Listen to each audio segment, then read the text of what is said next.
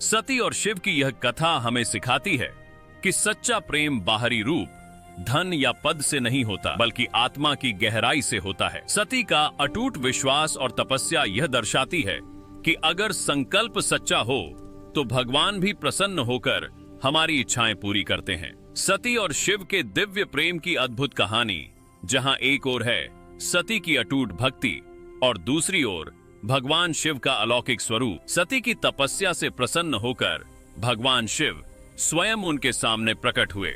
उनका दिव्य स्वरूप देखकर सती की आंखों में आंसू आ गए। यह आंसू आनंद और भक्ति के थे। शिव ने सती से कहा, हे देवी, तुम्हारी तपस्या ने मुझे अत्यंत प्रसन्न किया है। मांगो, क्या वर चाहिए? सती ने विनम्रता से उत्तर दिया, प्रभु, मैं आपको अपने पति के रूप में चाहती हूं। यही मेरी एकमात्र इच्छा है। शिव मुस्कुराए। वे जानते थे कि सती कोई साधारण स्त्री नहीं, बल्कि स्वयं शक्ति का रूप है। उन्होंने सती की इच्छा को स्वीकार कर लिया। अब समय था इस दिव्य मिलन को संसार के सामने लाने का। भगवान शिव ने ब्रह्मा और विष्णु से कहा कि वे प्रजापति दक्ष को इस विवाह के लिए मनाएं। ब्रह्मा और विष्णु दक्ष के पास गए और उन्हें समझाया कि शिव कोई साधारण योगी नहीं, बल्कि स्वयं सृष्टि के संहारक और महान देव हैं। उन्होंने कहा, दक्ष, तुम्हारी पुत्री सती का भाग्य बहुत महान है कि उसे शिव जैसे पति मिल रहे हैं। दक्ष ने अनिच्छा से इस विवाह को स्वीकार किया, लेकिन उनके मन में अभी भी अहंकार और संदेह बना हुआ था।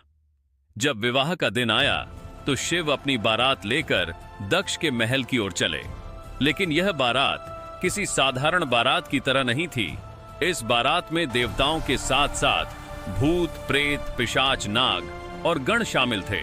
कोई अजीब वेशभूषा में था, कोई नृत्य कर रहा था तो कोई हंस रहा था। यह दृश्य देखकर दक्ष और उनके दरबार के लोग घबरा गए। शिव स्वयं बैल नंदी पर सवार थे, शरीर पर भस्म, गले में सर्प और सिर पर चंद्रमा धारण किए हुआ। उनका स्वरूप अद्भुत और भयावह दोनों था। दक्ष को यह सब देखकर शर्म और क्रोध दोनों आए। उन्होंने सोचा, यह कैसी बारात है? क्या मेरी पुत्री का विवाह ऐसे योगी से होना चाहिए? लेकिन सती ने जब शिव को देखा तो उनका हृदय आनंद से भर गया।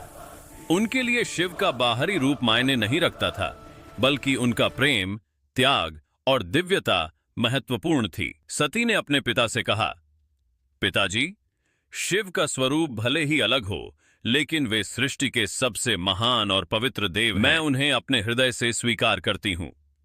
दक्ष को अंततः अपनी पुत्री की इच्छा के आगे झुकना पड़ा। विवाह का समारोह अत्यंत भव्य था। ब्रह्मा जी ने स्वयं विवाह की विधि संपन्न करवाई।